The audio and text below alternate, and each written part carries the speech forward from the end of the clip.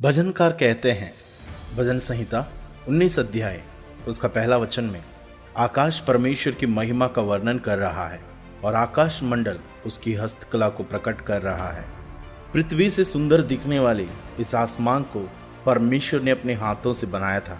उत्पत्ति की किताब पहला अध्याय उसका 14 और 15वां वचन में इस प्रकार लिखा है, फिर परमेश्वर ने कहा, दिन को रात से अलग करने के लिए आकाश के अंतर में ज्योतियां हो, और वे चिन्हों और नियत समयों और दिनों और वर्षों के कारण हो, और वे ज्योतियां आकाश के अंतर में पृथ्वी पर प्रकाश देने वाली भी ठहरे।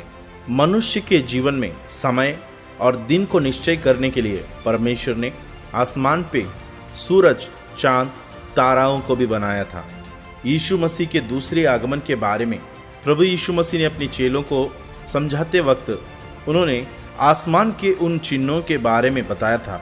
जैसे प्रभु यीशु मसीह के पहले आगमन के समय में ज्योतिषों के लिए आसमान में एक तारे रास्ता दिखाते थे, वैसा ही प्रभु यीशु मसीह का दूसरे आगमन का भी कुछ चिन्ह होने वाला है।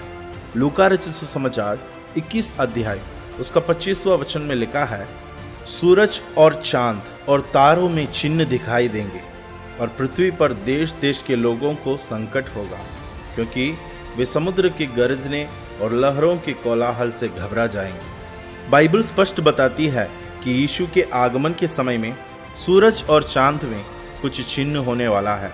मत्ती रचित सुसमाचार 24 अध्याय उसका 29 वचन में लिखा है, उन दिनों के क्लेश के तुरंत बाद सूर्य अंधियारा हो जाएगा और चंद्रमा का प्रकाश जाता रहेगा और तारे आकाश से गिर पड़ेंगे और आकाश की शक्तियां हिलाई जाएगी। प्रियो, प्रभु यीशु मसीह के दूसरे आगमन के संबंध में जब प्रेरित यूहन्ना ने प्रकाशन देखा, उस प्रकाशन में भी यूहन्ना को इस बात दिखाई दिया था। प्रकाशित वाक्य 6 अध्याय उसका 12 और 13 वचन में इस प्रकार कहा गया है, जब उसने छठवीं मुहर खोली तब मैंने देखा कि एक बड़ा भूकंप हुआ, सूर्य कंपल के समान काला और पूरा चंद्रमा लहू के समान हो गया। आकाश के तारे पृथ्वी पर ऐसे गिर पड़े जैसे बड़ी आंधी से हिलकर अंजीर के पेड़ में से कच्चे फल झड़ते हैं। प्रभु यीशु मसीह का दूसरे आगमन का एक बड़ी लक्षण है चांद का रक्त सा हो जाना।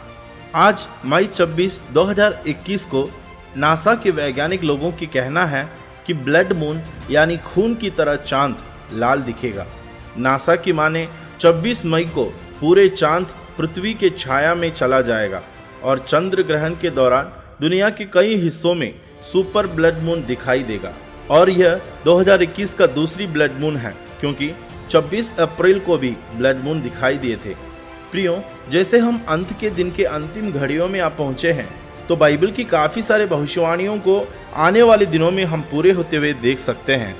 प्रियो, आज की यह घटना चांद का लहू सा हो जाना बाइबल की उस भविष्यवाणी का पूर्ति नहीं है, लेकिन यह हमें एक ऐसी संकेत देता है कि प्रभु यीशु मसीह के आगमन के समय में भी यही चांद लहू सा हो जाएगा और सूरज भी पूरा अंधियारा हो जाने वाला है, क्योंकि यह एक ऐसी भविष्यवाणी थी जो पुराना नियम में किया गया था। योवेल नबी की किताब 2 अध्याय उसका 31 वचन में लिखा है, यहोवा के उस बड़े और भयानक दिन के आने से पहले सूर्य अंधियारा होगा और चंद्रमा रक्त सा हो जाएगा।